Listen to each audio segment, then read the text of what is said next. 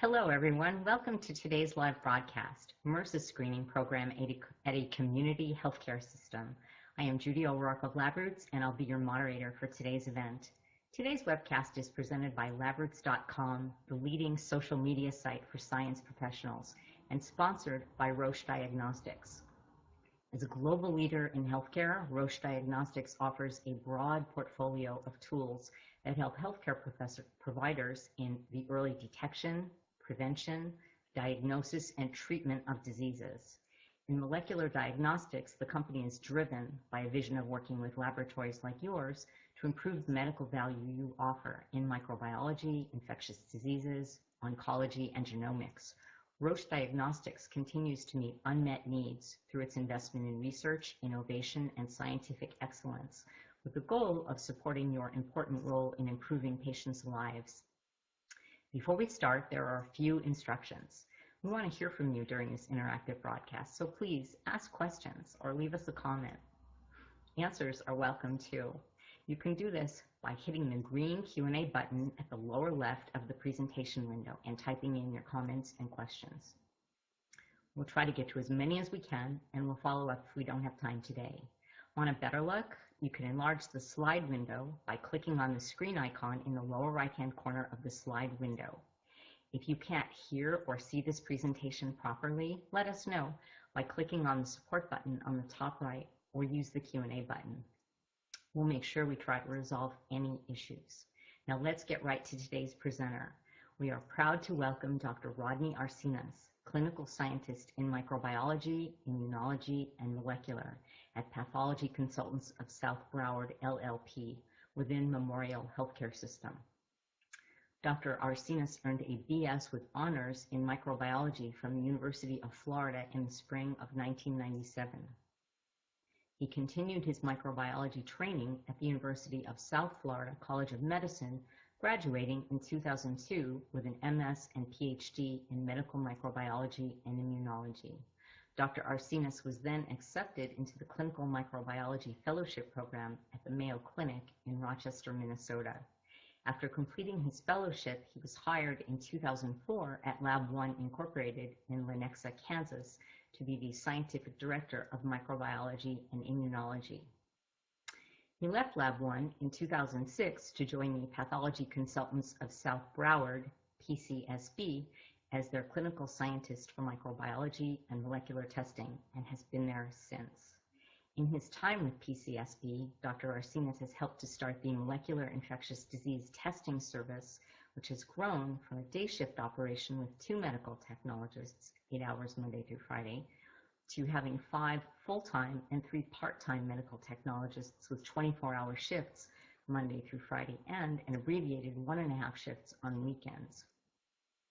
He has also helped spearhead the implementation of a successful MRSA active surveillance program that started in 2008. Dr. Arcenas is board certified as a diplomate of the American Board of Medical Microbiology. I will now turn it over to Dr. Arcenas for his presentation.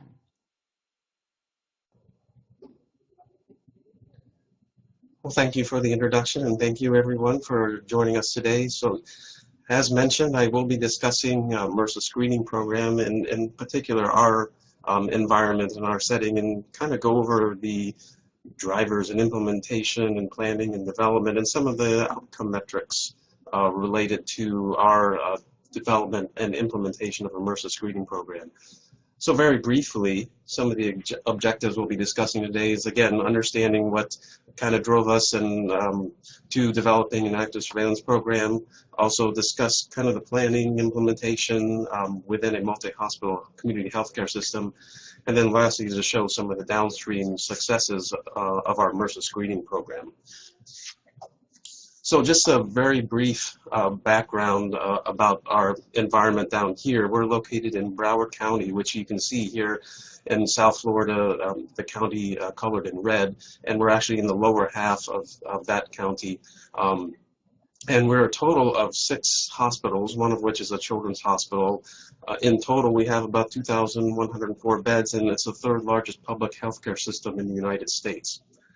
Now, sort of drilling down into that South Broward County, what we have here going from left to right, or west to east, we have our hospitals, Miramar, located here in the west, and actually about several miles to the west of that is the Everglades. And so moving east, we have Memorial Hospital West here, Pembroke, and then our flagship hospital, Memorial Regional Hospital, that has on the same campus our Children's Hospital, the Joe DiMaggio Children's Hospital. And then lastly, down here is our Memorial Regional Hospital South, and that's where our molecular lab is located. And then actually, if you go several miles east, that's you're at the beach. So just kind of give you an overview of our kind of physical environment and where our molecular lab is centralized. Obviously, specimens need to get delivered in a timely manner, and so it's always a challenge in South Florida traffic for couriers to get specimens over here from our Miramar Hospital West and then headed to our molecular laboratory. So yeah, it is quite a challenge, and as the crow flies, I guess you can this from Miramar Hospital over to Regional South. It's about 12, 14 miles, but obviously the traffic will feel like much longer. So getting into sort of the meat of the talk, when implementing any kind of infection control program, it's good to understand the scope of the problem you're trying to address. And so obviously for us today, we're going to be discussing MRSA prevalence, and I wanted to sort of start out at sort of a United States national level, kind of drill down to Florida level, and then talk about our specific environment here. So Jarvis et al., and I have reference articles down here at the bottom, the authors performed kind of a snapshot study back in 2006 and then in 2010, and looking at not only infection rate, but interestingly, they also looked at colonization rate. And these were questionnaires that were submitted to hospitals within the APIC membership, the Association for Professionals in Infection Control. And so they took snapshots at these two different times. And I have to apologize that the data here for this 2006, 2010 should be reversed. So in 2006, it should be 46.3 colonization rate. In 2010, it actually showed an increase in colonization rate at 66.4. So keeping that in mind, there was an increase in colonization rate, and one could argue that it's because there's an increase in the number of institutions performing MRSA screening compared to the prior year. So that's kind of interesting to show that, yes, we're detecting more colonization, but is that because now more institutions are screening for an MRSA? And then if you look at the infection rate in here, you can see where it's actually a decline in the MRSA infection rate. Again, one could infer that healthcare workers, healthcare institutions are just more aware of MRSA and again, implementing not only screening programs, but then potentially implementing decolonization regimens for those that are MRSA colonized. And then this last column, if you look at the percent detected with, or at least less than 48 hours of hospital admission, sort of gives an indication that most patients are already presenting to the hospital colonized with MRSA. And this sort of coincides with the incidence of, or increasing incidence of, community-acquired MRSA. And then another set of data to look at, and this is from the CDC, and this is actually from 2013 data that was published just earlier this year in January. CDC put out a National State Healthcare Associated Infections Progress Report, and so it's another way of looking at the scope of MRSA.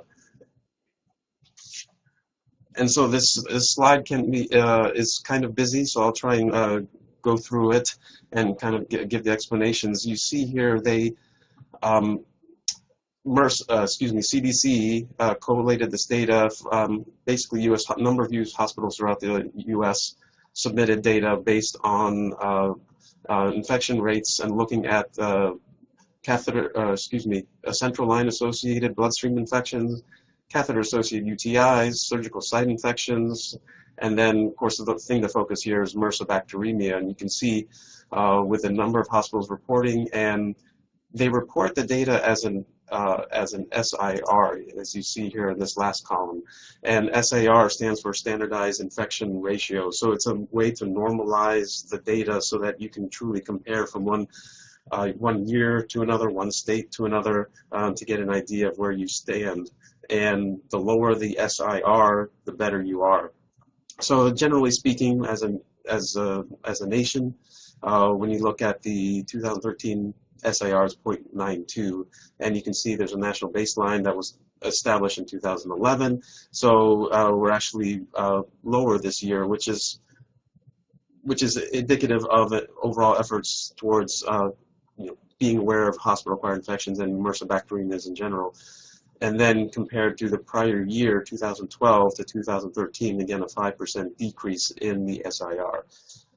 However, when you drill down to the state of Florida, obviously there's going to be kind of more specific numbers. And when you look at and focus on bacteremia, you can see here Florida's not doing the best job.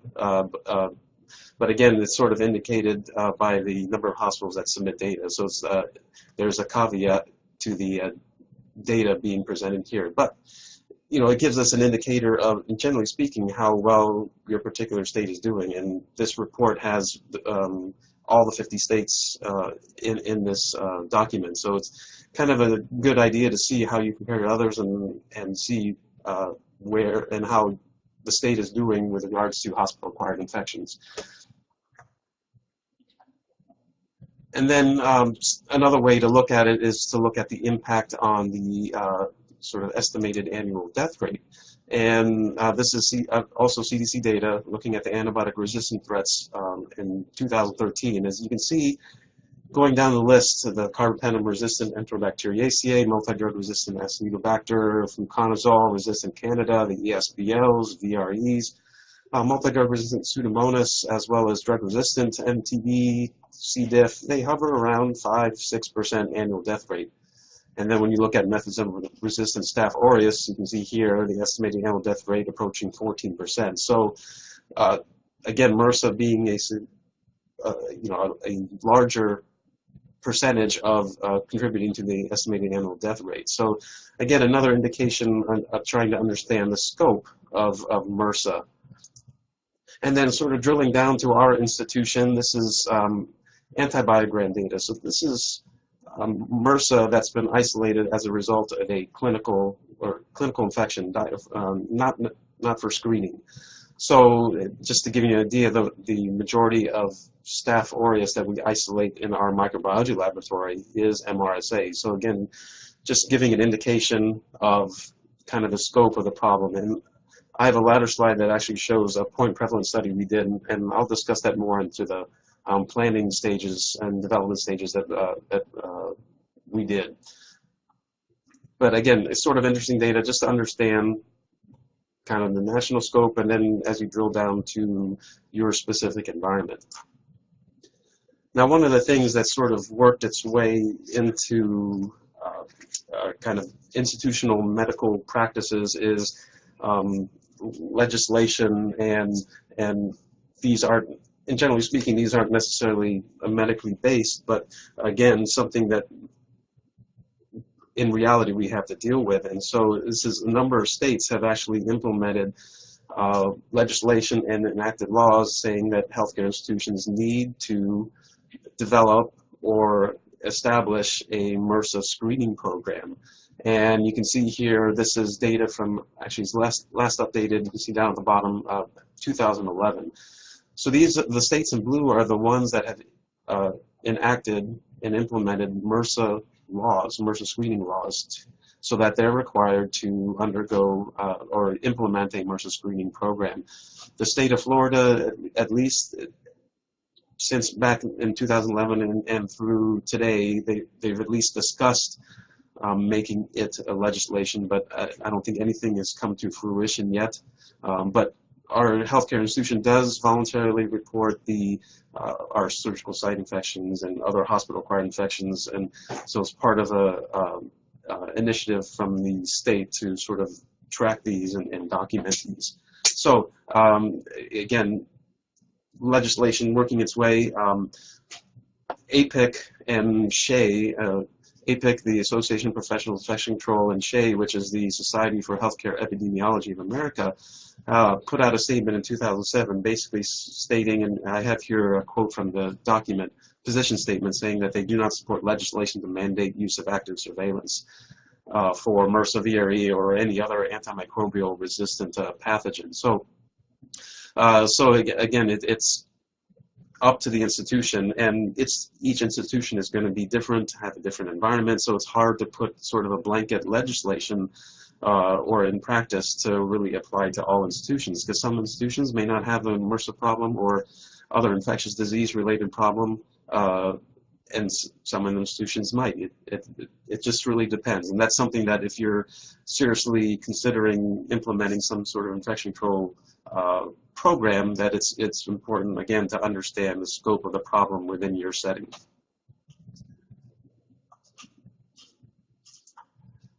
So why screen for MRSA? And that's the kind of the big question of, why to even go forward with this. And there's a number of literature articles, editorials suggesting the benefits of MRSA screening, and then there's on the sort of the opposite end, there's articles and editorials suggesting a lack of benefit for MRSA screening. And one of the problems in when you read these literature articles and editorials is that each institution is going to be different.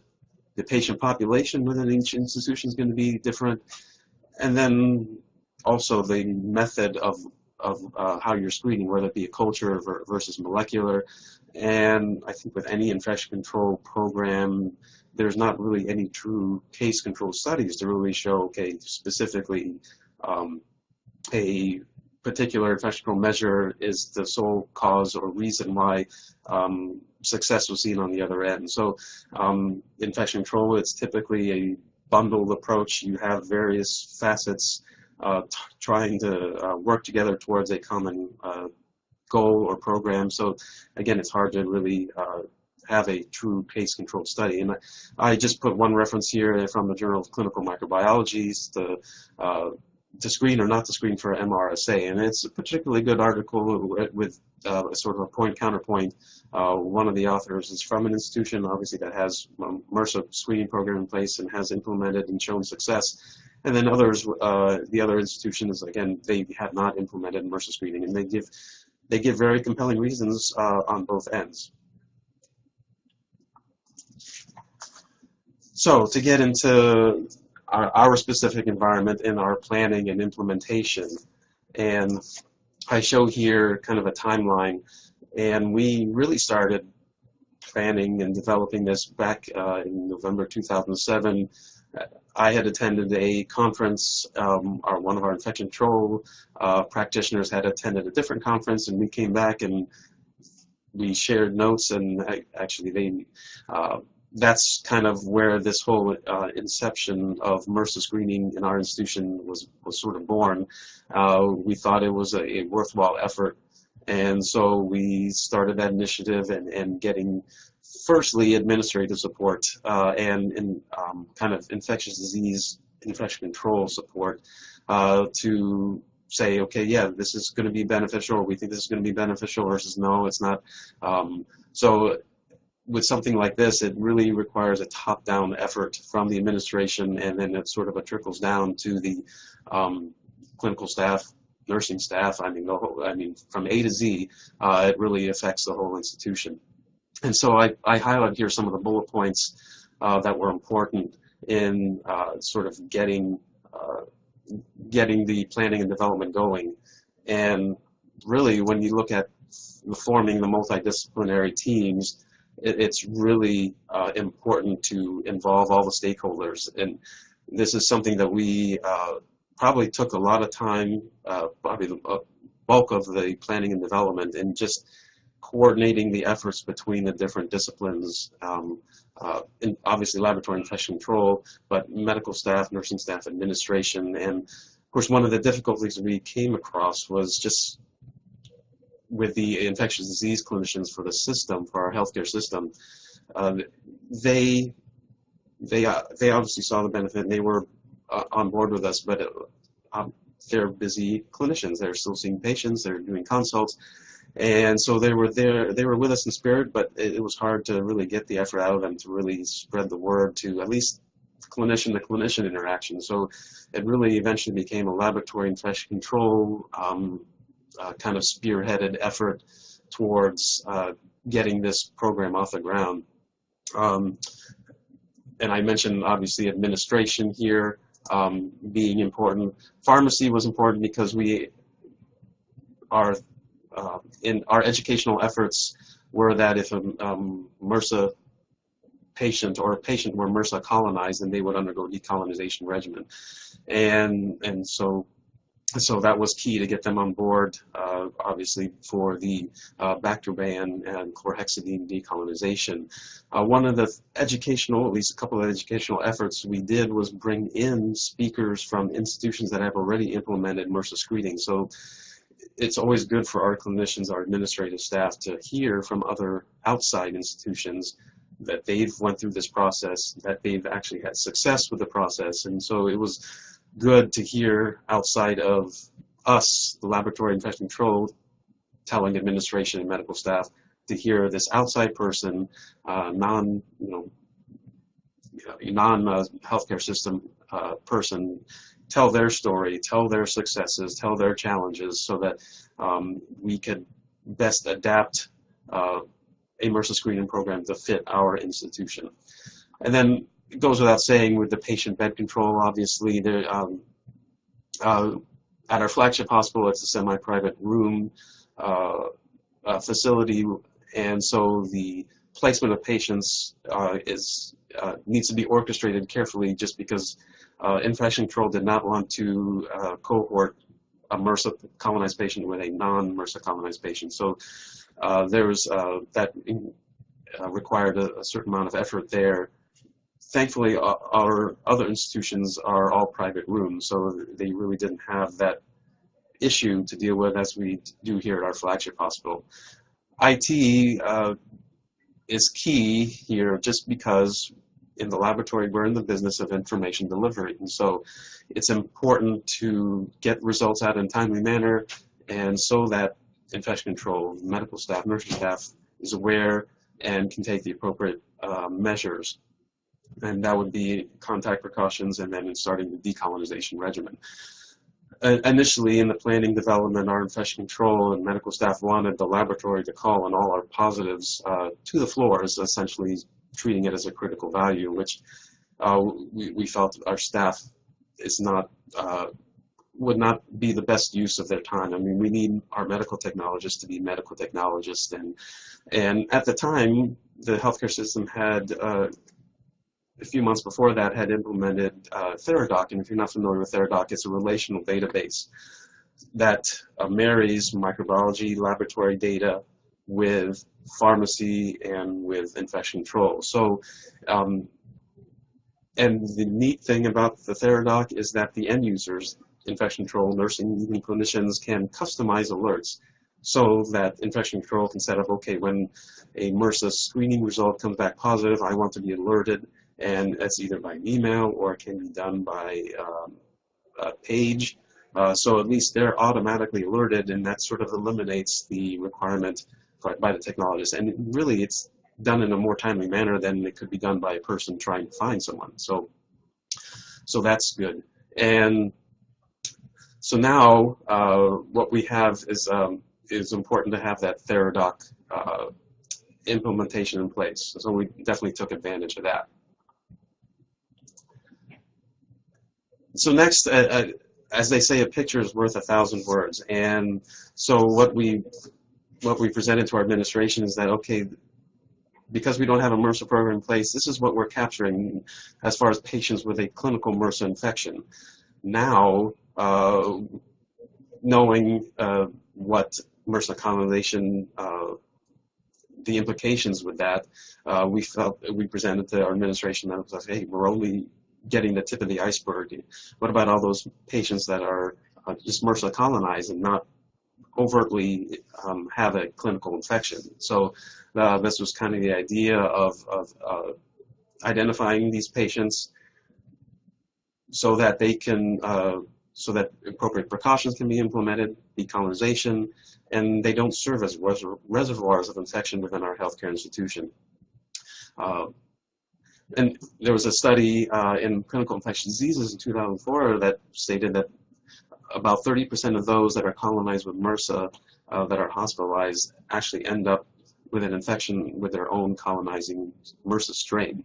So again, the implication is preventing and identifying reservoirs of MRSA colonization, and then it was preventing MRSA infection in these patients that are MRSA colonized.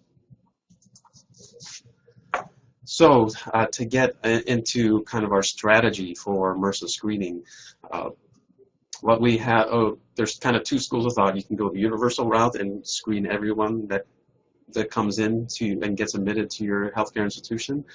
You can also selectively target high-risk patient screening, and you didn't know which way to go. Logistically, and probably for the sake of the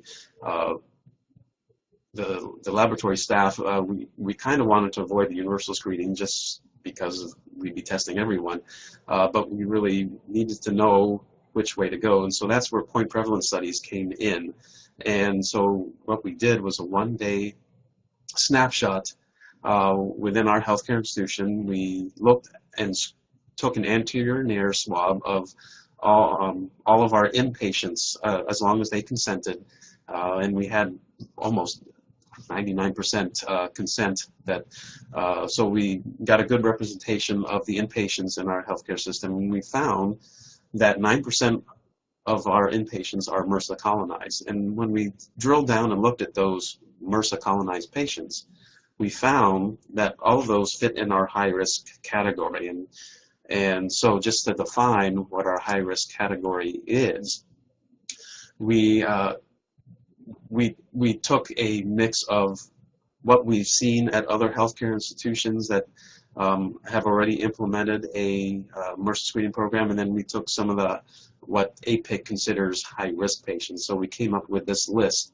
And so as you can see, critical care admissions and transfers, so whether they're admitted directly to the ICU or they may be on the general floor, and if they haven't been screened yet, they're going to be screened before they, as they enter the ICU wards. Admissions from long-term care facilities, patients who have previously tested MRSA positive, and that's colonization or had a documented MRSA infection. Dialysis patients and chronic renal failure patients, admissions with skin and soft tissue infections, and then just those frequent flyers that seem to be showing up with increased frequency to our healthcare institutions. Additionally, we also implemented MRSA screening as part of a pre-surgical workup. When patients come in, usually 5 to 7 days before their procedure is scheduled, along with the normal routine blood work, lab work, they will get an anterior and air swab and get tested for MRSA colonization. And again, if positive, it's communicated back to them, and the script is given to them to go to the pharmacy to get the decolonization regimen of a chlorhexidine and Bactroban. And so by the time they show up to or for their procedure, they should be decolonized and at least protected for that time during the procedure. So getting into at least when you talk about molecular screening or MRSA screening, we did evaluate molecular versus a chrome auger, which is it's culture media, but if it's MRSA, then it shows up a particular color. So it's somewhat eliminates some of the post-testing that you need to do to confirm. Although, as I'm sure many of you know, the chrome augers aren't completely 100% specific, and there's some issues and false positives. So I think one of the big limitations for us of why we did not go with culture is just because of the time issue of getting results out. 18 to 24 hours at least for culture. While with a screening test, right now we're getting results out in about 11, 12 hours, actually, excuse me, 12 to 14 hours. So I'll talk more about our turnaround time later on. And I mentioned the decolonization regimen, and here is the specific one that we use. We actually got from another healthcare institution, so it's with a Bactroman ointment in the nares 2 times daily, and then chlorhexidine bath or wipe downs depending on how ambulatory the patient may be. And so the total decolonization regimen is about 7 days. And then just revisiting the timeline, so again, the timeline for the planning development beginning in November 2007, and then we actually went live October 2008. One of the difficulties with going live in October, in parallel, our molecular lab was actually moving to a different laboratory just for sake of space. It was bigger space, and so we actually ended up moving September 2008 into our laboratory, new laboratory at the time. And so we had about a month to really get everything set up, validated, and ready to go. And thankfully, with IT and our lab staff, we were able to go live. And it was actually mid-October 2008. We decided to go hospital by hospital versus a big bang approach. As I mentioned earlier in the introduction slides, you saw how big our healthcare institution is. And we felt going live with a smaller hospital, we could work out the kinks and operational things and it's impossible to anticipate all those things in the pre-go live stage. And so it was good to at least start small, get our feet wet, so to speak, work out the kinks, and then expand. And then you can see the timeline of when we went live with the various hospitals, and ultimately going live May 2009. So it took a good 6 months, 7 months to go live with the entire healthcare system on board. So just very lastly, to get into some of the MRSA screening outcomes and metrics, again, it's good for our administration and good for us to show that we're having a positive benefit on the patient side of things. And so here's some of the data, and I have here 16-17 hour turnaround time, and that was actually early this year before we had 3 shifts. And now with the 3 shifts, we're able to get results out in about 12-14 hours. And so that's from time to collection to time to result. And we usually have 2 runs per day. So we have a run starting around midday, and then usually run on our 3rd shift. So again, we're able to at least get a turnaround time that's satisfactory for our infection control practitioners. Again, with Theradoc, they automatically get alerted, so it really takes that time if we were to call all those positive results. And then I mentioned the pre-surgical screening is usually about 5 to 7 days prior to the scheduled procedure, so we definitely get those results out in a timely manner so that the clinician can implement the appropriate decolonization protocol.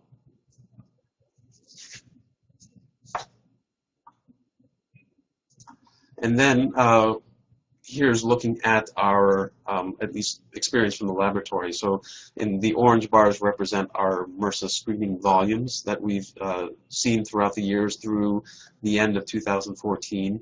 And then the blue bars represent the positivity rate.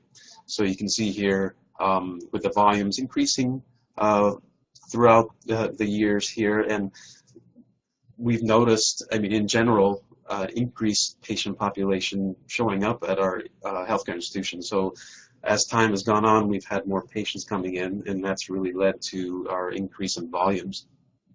Again, the positivity rate you can see here, and excuse me, the next slide I actually had positivity rate. So this is sort of capturing the latter half of in 2008 and 2009, so that's sort of combined here in that first column.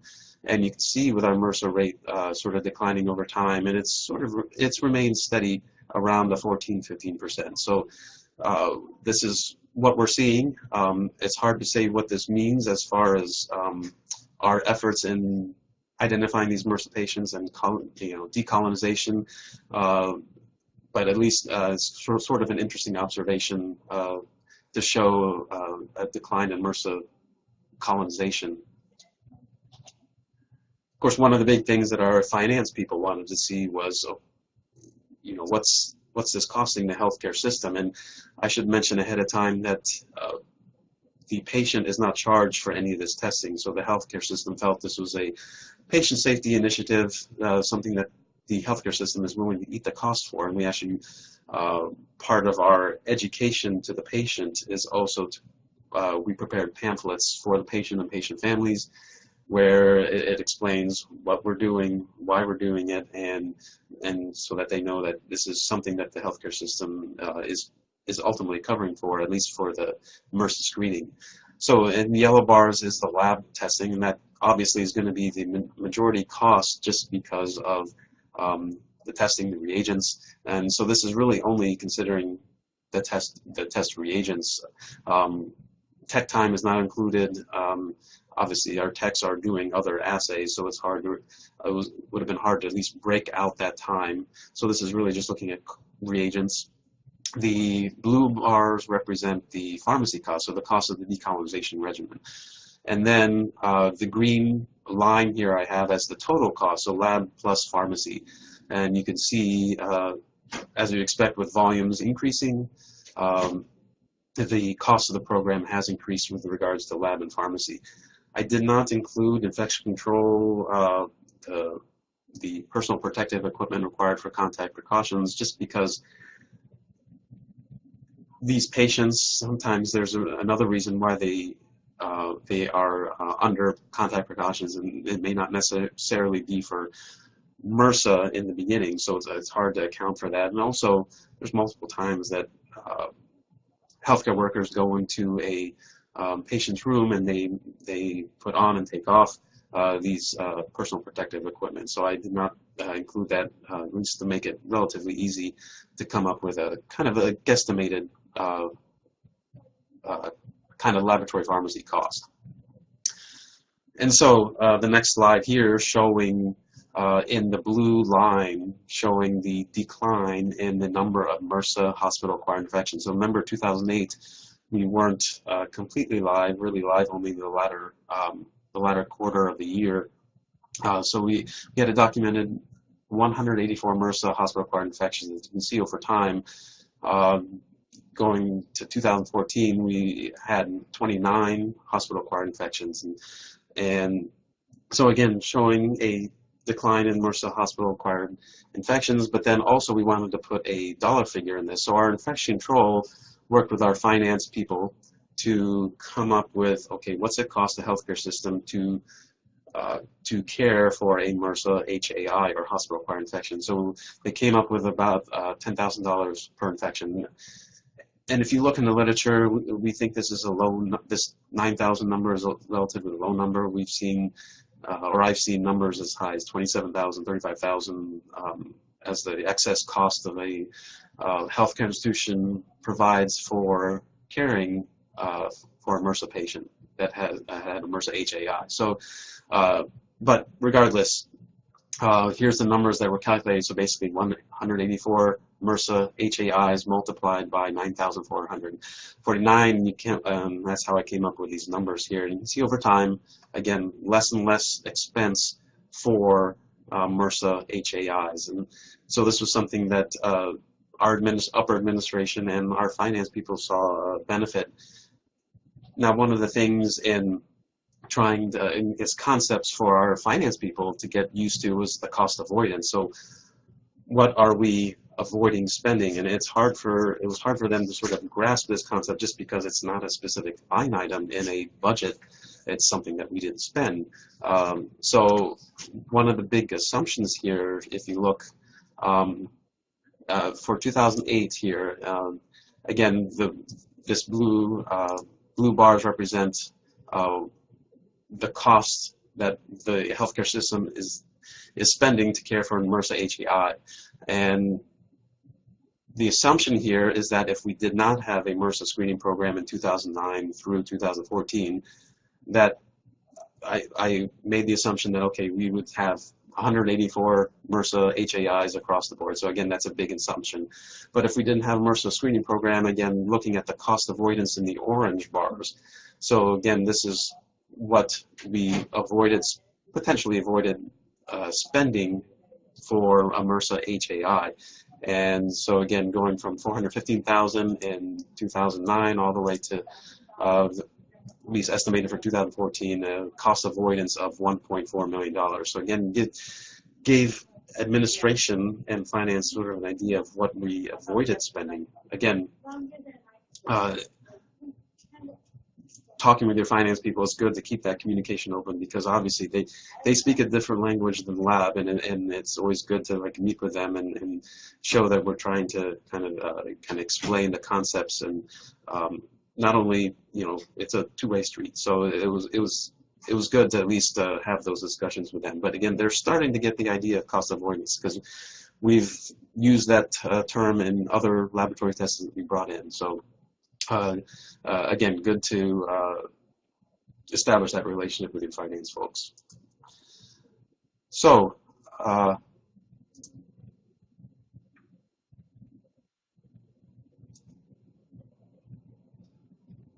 apologize, dealing with some technical difficulties.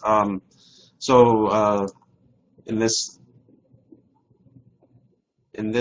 slide here, where I put together the cost of what we were spending, you know, down here in 2008, 2009, as far as the blue bars. Again, the orange bars up here up top represent the cost avoidance that we estimated, and in gray here is where I put the cost of the program of the pharmacy and laboratory. So you can see, perhaps in the beginning we were spending 1.3 million. 1.3 million plus the 343,000, again exceeding the cost avoidance. But as time goes on, you can see here with 518,000 plus the 274,000, again probably closer to 800,000. Again, cost avoiding here $1.4 million. So it gives us an idea of where we stand as from a financial perspective. Again, not a true cost analysis, but at least gives us an idea of kind of the benefit we saw on the decline of MRSA HAIs, and then from a financial perspective as well. So to summarize all those kind of charts I showed, we saw an 84% decline in MRSA HAIs from 2008 to 2014. Again, adding up those orange bars in the cost avoidance assumptions, $6.5 million that we cost avoided. And so again, an estimation there, but gives administration something tangible to kind of hold on to and identify with, and something that we feel that our administration is proud of, to implement a patient safety initiative. Being a public health care institution, you know, everything we do is sort of we feel like we're in a fishbowl and everyone can see what we do. So it's good to show some benefits to bringing in and spending the money on testing and expenses for a MRSA screening program to show the benefits on the other end. So I just want to close out that, you know, with MRSA screening and really any infection control initiative, it's a multidisciplinary effort, not only considering the pre-analytical steps and from collecting the sample, identifying the patient, performing the test, getting the positive result alert out, but then it starts a trigger or a sort of a downstream effect of, okay, the clinicians identified or notified that, you know, the patient is MRSA colonized, infection control gets involved, pharmacy, nursing, and then ultimately patient discharge, environmental services. So you can see where there's a downstream effect, and it's really a multidisciplinary effort to get MRSA screening program off the ground here. And you know, I've heard the statistic where laboratory testing in general is about 3% of the healthcare dollar, yet clinicians and other medical decisions, 70% of those decisions are based off of laboratory data. So the laboratory is certainly a key part, but we need all the pieces working together in order to show any kind of success. So thank you for joining me, and I will now take any questions. Thank you.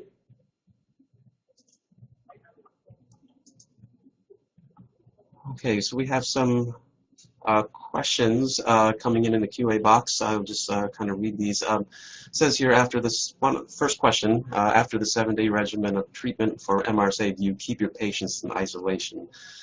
So yes, we do, just because they've been identified, and typically our patients, our average length of stay is maybe 4 or 5 days. So typically they're released, and once they're discharged, they're told to maintain and at least complete the regimen. Of course, once they're outside the system, it's hard to police that, but at least we do try and keep them in isolation. Usually, if they're going to be in longer than 7 days, there's usually something, some other underlying disease or reason why they're still in-house. So again, we just sort of keep that isolation going. The second question I see that's coming across, what MRSA molecular test methods have you used or are using? So we did start out with a lab-developed test back in 2008. So it was a test that identified Staph aureus from the other coagulase negative staph. So it was a molecular method.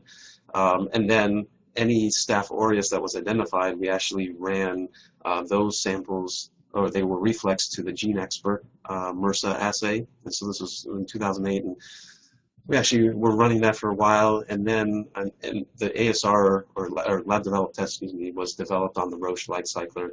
We then migrated over to the Roche MRSA Advanced as they got their MRSA assay FDA approved. So we were running that for a while.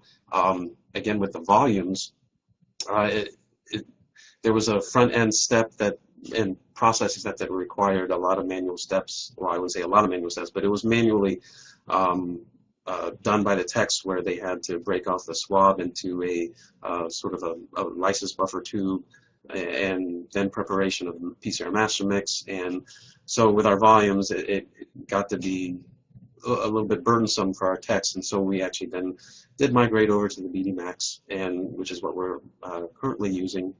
And the good thing is the BD-Max is semi-automated, so you load the reagents, you load the patient samples. There you do have to break off the swab into a MRSA tube that goes onto the instrument. Once you load the instrument with the reagents and the samples, it does the extractions, it does as well as the PCR, and then gives you the amplification, or it gives you the final results. So at least you have it allows less hands-on time by our techs, so they can do other more critical things. And there are a number of other MRSA assays out there that may benefit you. And I mentioned earlier we didn't evaluate the chromograph, again, with the time issue of waiting that 18 to 24 hours. We felt that the turnaround time with a molecular method would serve our clinicians' infection control better. So next question, do we need to make it mandatory for every patient to be screened for MRSA colonization before major surgeries? Well, it's up to the healthcare institution. It's to really determine if MRSA is a huge problem in your institution and you're seeing perhaps a high rate of surgical site infections before your surgeries. I think that's something you'll have to address internally to really see, okay, if we implement something and we prevent MRSA's infections, could this be a means of doing that by implementing a MRSA screening program? So it's hard to say without knowing the sort of nitty-gritty details about your particular institution. So it's something you'll have to look at and address.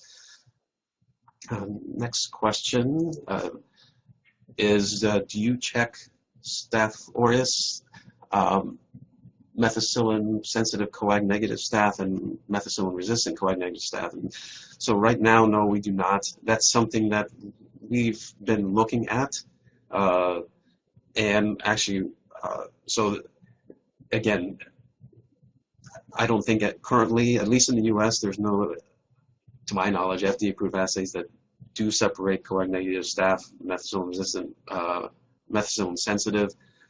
There are assays that will separate methicillin resistant Staph aureus from methicillin sensitive Staph aureus, and so we are initially kind of looking at that product just because Staph aureus whether it's MRSA or MSSA, methicillin sensitive, can be significant in a patient as well. So we're kind of looking at that route. We haven't moved to that assay yet. So again, something that we're looking at.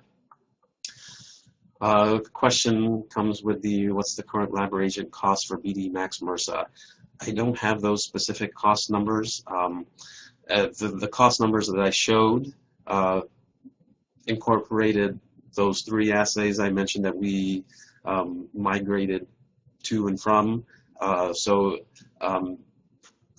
I will have my email address available afterwards, so perhaps we can talk more offline and, about the general numbers with that.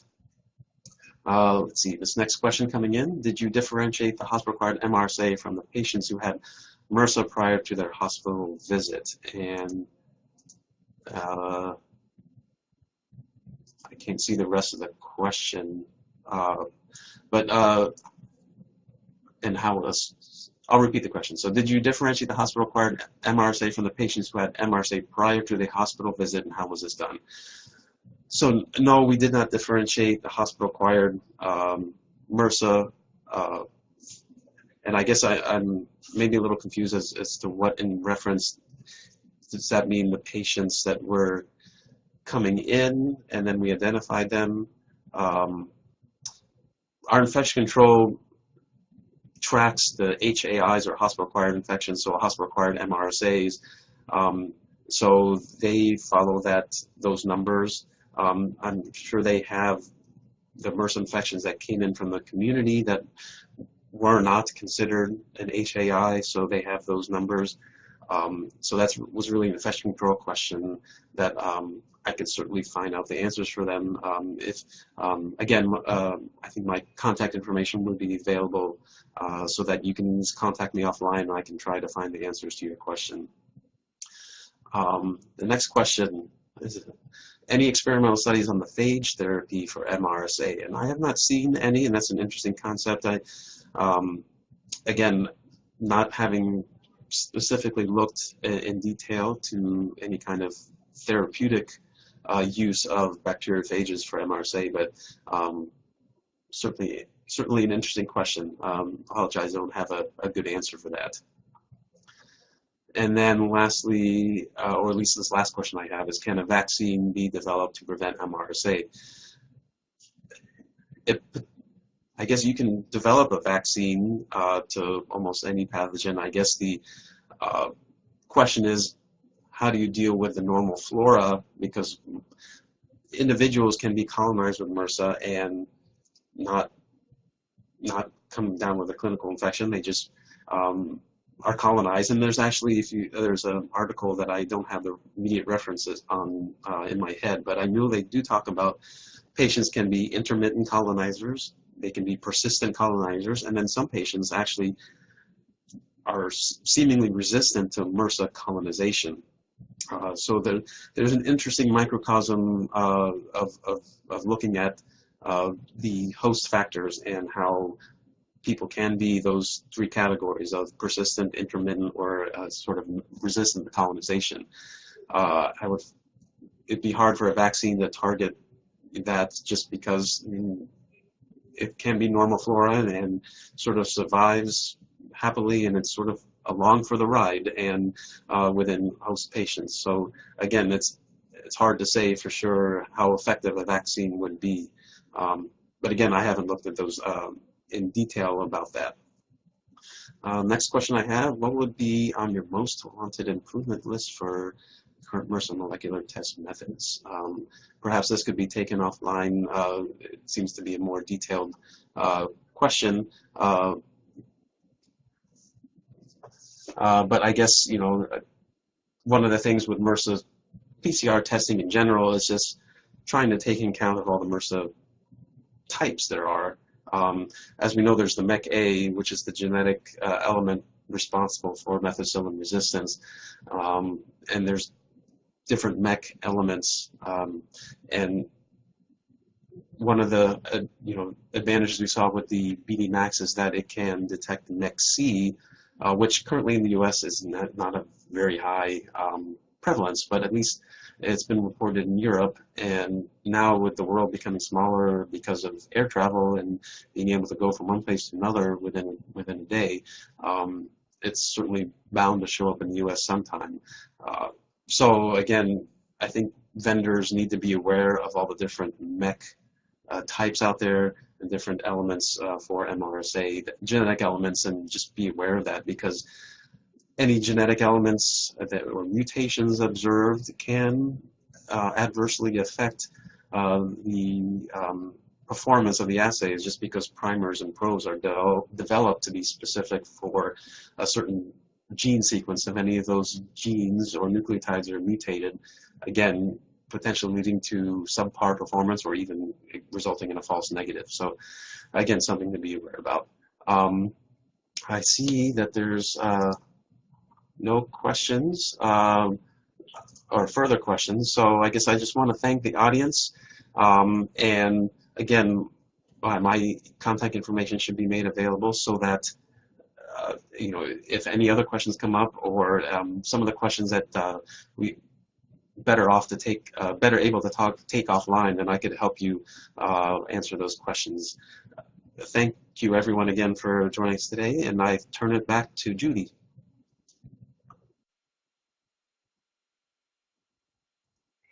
I would like to thank Dr. Arcenas for his presentation. I would also like to thank our sponsor, Roche Diagnostics, for making it possible to bring this presentation to you. Today's webcast will be available for on-demand viewing through February 3rd, 2016. You'll receive an email from us alerting you when it's available on demand and posted on labroots.com. You are welcome to forward this announcement to any colleagues who weren't able to join in today. Thanks for logging on and participating in today's broadcast. See you next time.